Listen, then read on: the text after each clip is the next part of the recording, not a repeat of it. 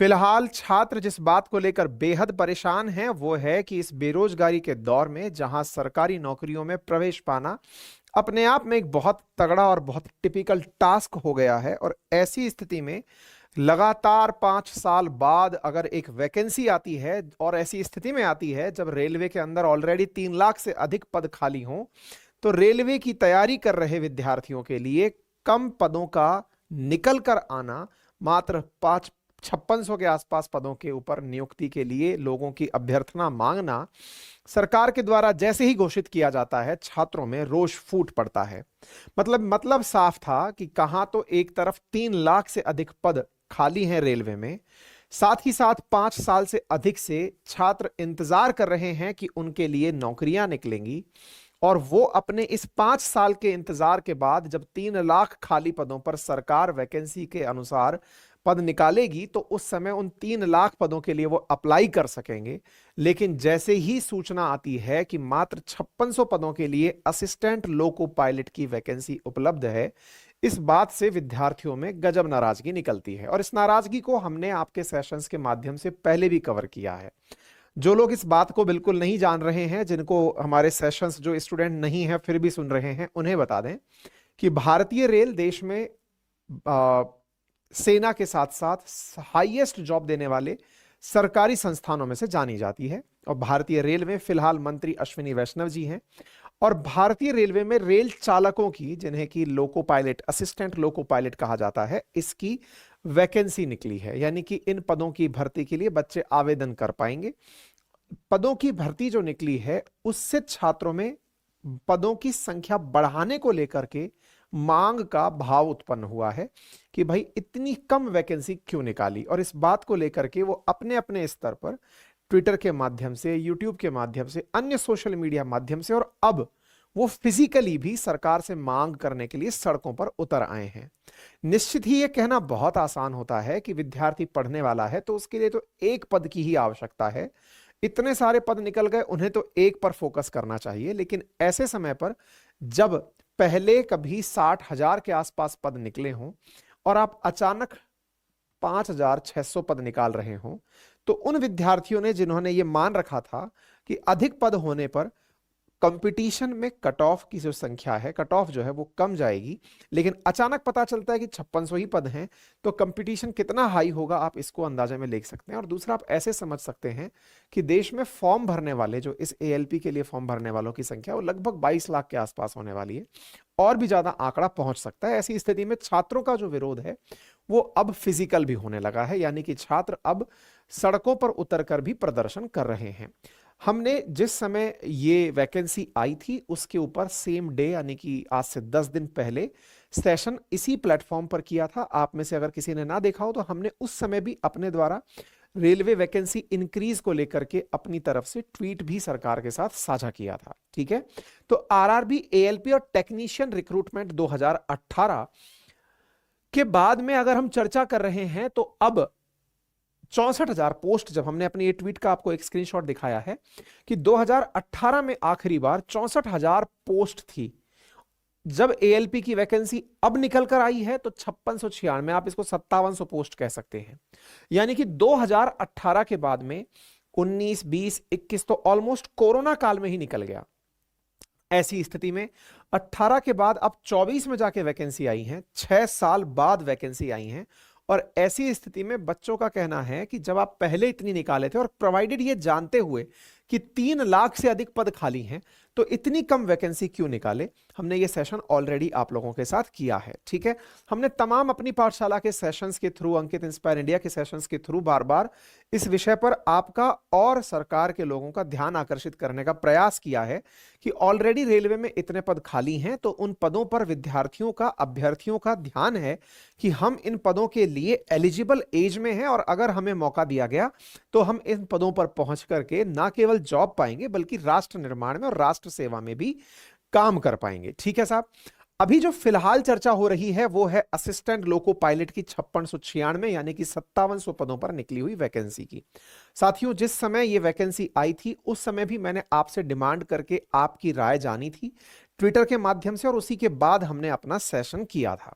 मैंने अपने सेशंस में उस समय भी आपसे एक रिक्वेस्ट की थी कि आप अपनी बात शांतिपूर्वक तरीके से रखें। भारत में बात रखने के सारे कानूनी अधिकार आपके पास हैं। आप सोशल मीडिया के माध्यम से रख सकते हैं, आप सरकार के पास में अपना प्रतिवेदन लिख करके दे सकते हैं, आप अपनी मांगों को रखने के लिए जिन भी जिले में हेडक्वार्टर्स पर आप हैं, वहां पर जो भी जिला अधिकारी हैं जो सरकार के नुमाइंदे के रूप में हैं, आप उनके पास जाकर अपनी अपनी प्रार्थना पत्र सौंप सकते हैं, अपना ज्ञापन दे सकते हैं। लेकिन आपको मैंने उस समय भी चेताया था और आज भी मैं कह रहा हूं, क्योंकि मैं बहुत सी तस्वीरें ऐसी देख रहा हूं जहां विद्यार्थी अपनी बातें शांतिपूर्वक ढंग से प्रोटेस्ट करने के लिए रख रहे हैं, लेकिन आपकी शांति अगर किसी अन्य के लिए असुविधा बनती है तो पुलिस इसे राजकाज में बाधा मानती है। बिकॉज पुलिस के द्वारा हर जिले में कुछ स्थान नियत कर दिए जाते हैं कि इन्हीं जगहों पर प्रोटेस्ट किए जा सकते हैं। अगर छात्रों के द्वारा किसी रास्ते को जाम करके, रेलवे के मार्ग को जाम करके अगर प्रोटेस्ट को होने दिया जाता है, तो ऐसी स्थिति में कई बार पुलिस प्रशासन शांति व्यवस्था बनाए रखने के लिए छात्रों को वहां से हटाने के लिए बल का भी उपयोग कर सकती है।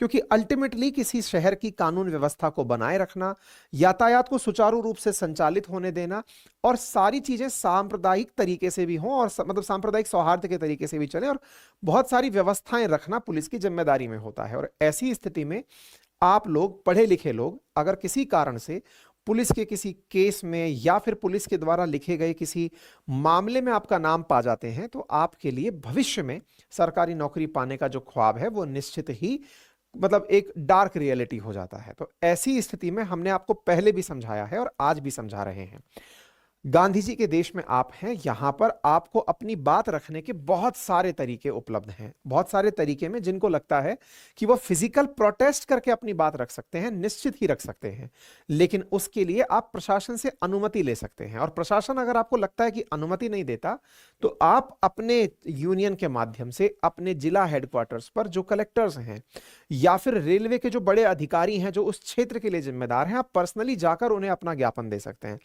आप ईमेल का सहायता ले सकते हैं। आप नियत स्थान जो कि पहले से राजनीतिक दलों के लिए या फिर पार्टियों के लिए आरक्षित है, जहां पर आपको धरना प्रदर्शन करने के लिए जगह दी गई है, आप वहां पर प्रदर्शन कर सकते हैं, अपनी बात रख सकते हैं। बट एनीवे, फिलहाल के लिए रेलवे बोर्ड ने आपके प्रोटेस्ट से और आपके द्वारा की गई डिमांड से प्रभावित होते हुए कुछ घोषणाएं की हैं। आज आप उन्हें भी जान लीजिए।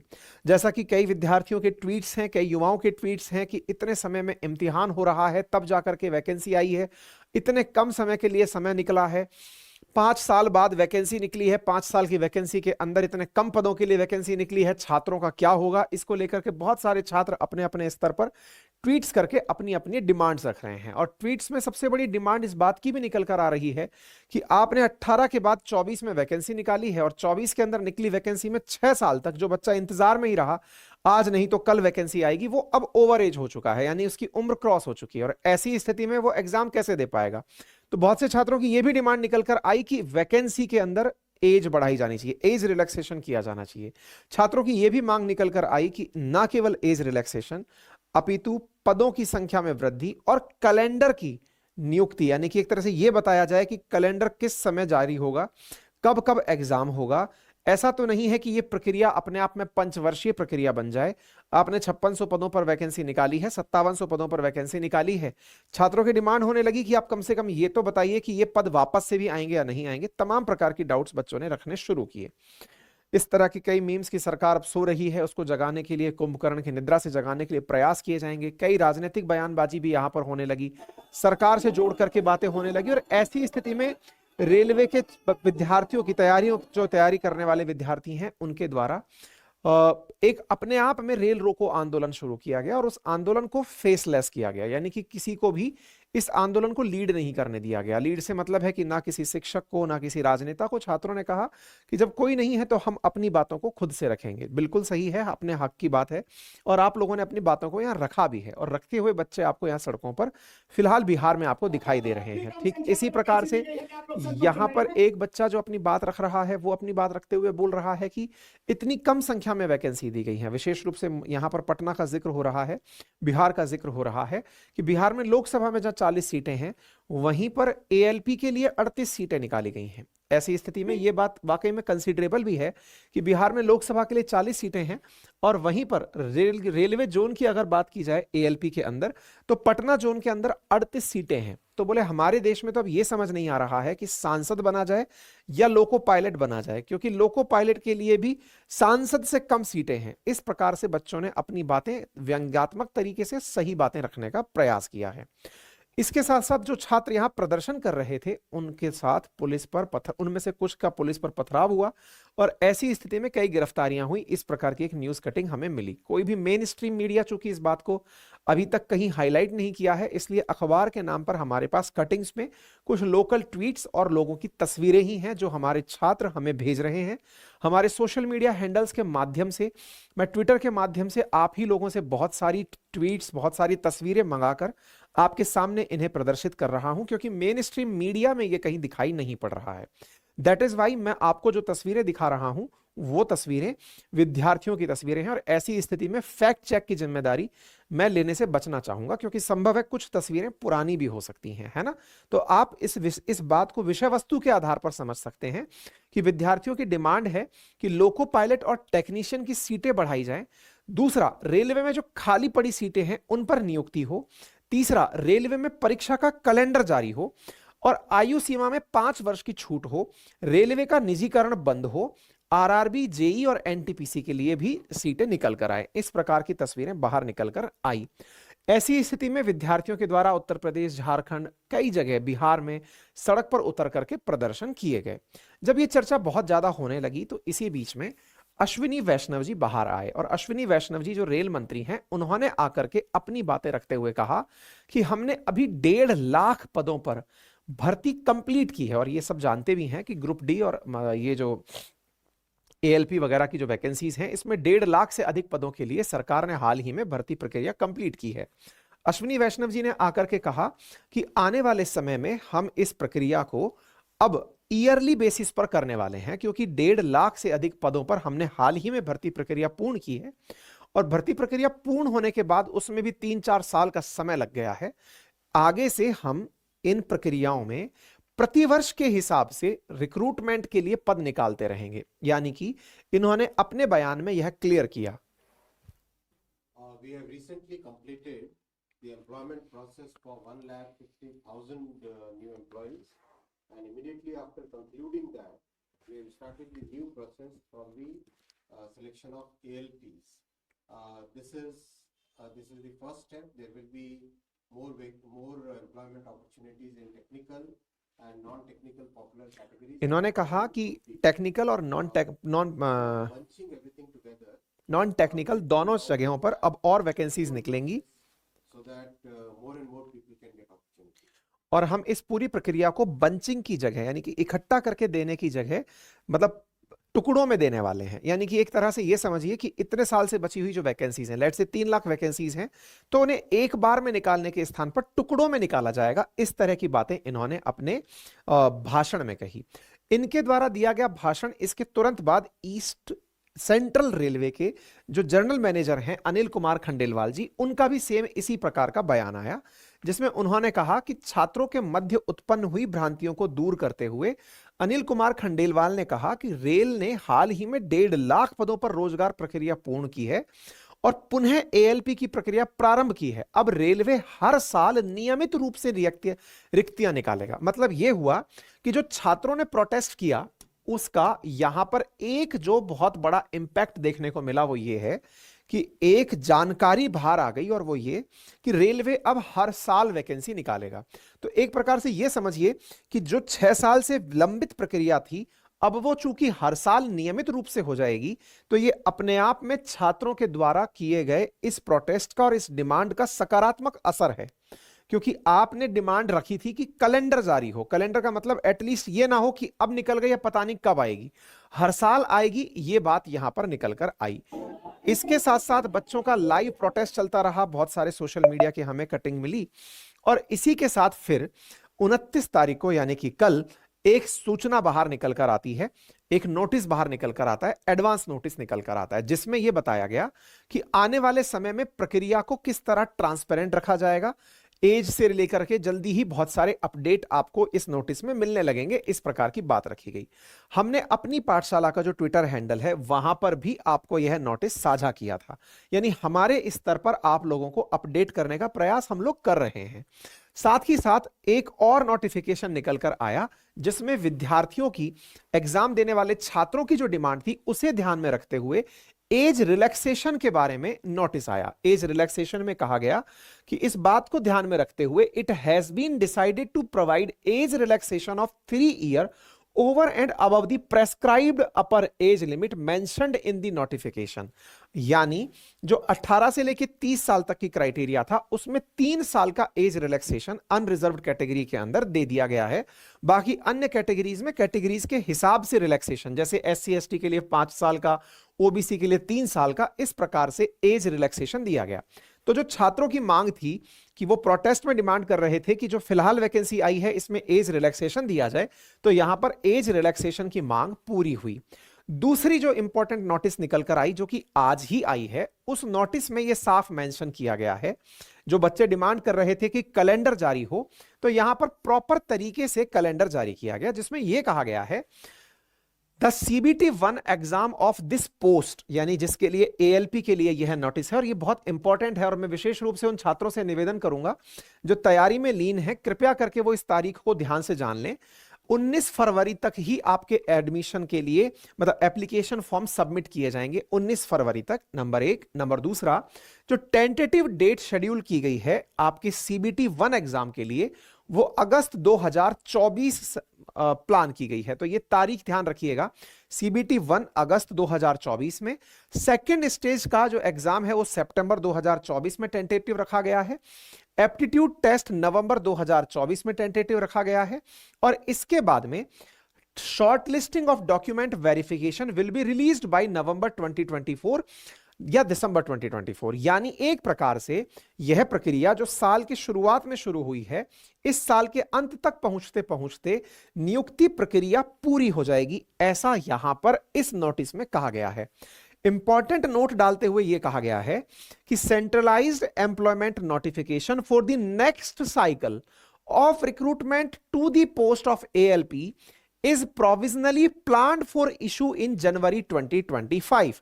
यानी अश्विनी वैष्णव जी ने जो बात अपने मैसेज में कही उसी को ध्यान में रखते हुए रेलवे रिक्रूटमेंट बोर्ड ने साफ कर दिया है कि नेक्स्ट ईयर इसी समय पर फिर से वैकेंसीज आएंगी।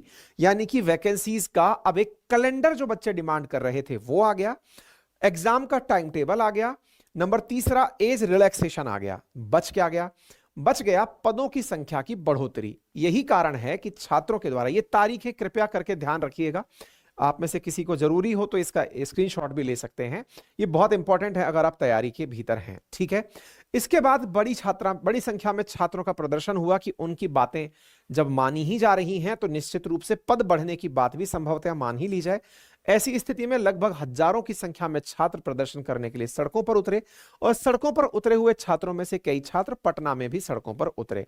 उनमें से 15,000 से अधिक अभ्यर्थियों ने लगभग प्रदर्शन किया, और प्रदर्शन करने की वजह से गांधी मैदान के कारगिल चौक के पास जाम की स्थिति बन गई, जिसके बाद पुलिस ने पहले समझा बुझाकर हटाने की कोशिश की, लेकिन जब वो नहीं माने तो लाठीचार्ज कर दिया। जैसा मैंने पहले भी आपसे कहा है कि आपके जितने भी प्रदर्शन हैं, चूंकि आपने मैदान में जहां रैलियां होती हैं वहां प्रदर्शन किया, लेकिन उसकी स्थिति से चलते अगर जाम लगने से रास्ता रुक रहा है तो पुलिस आपको पहले समझाइश से हटाई, और अगर आप नहीं माने तो उन्होंने लाठीचार्ज किया। लाठीचार्ज की कुछ तस्वीरें इस वीडियो में भी दिखाई दी हैं। अगेन इसकी मैं पुष्टि नहीं कर पाऊंगा कि यह सत्य है अथवा असत्य है, लेकिन यहां पर एक वीडियो वायरल हुआ जिसमें कि छात्रों के ऊपर लाठीचार्ज करते हुए जो छात्र सड़क पर बैठे हुए हैं उनको पीटते हुए पुलिसकर्मी दिखाई दिए।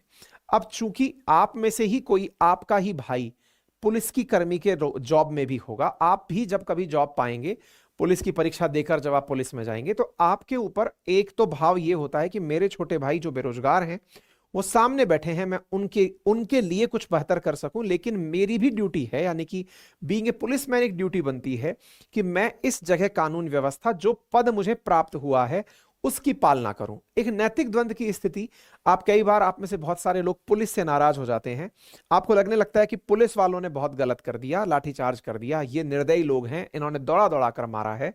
वास्तविकता में अगर आप उस पद पर कभी होते तो आपकी पद की जिम्मेदारी है, क्योंकि आप अल्टीमेटली जिस चीज का प्रोटेस्ट कर रहे हैं, प्रोटेस्ट ये है कि आपको पद मिले।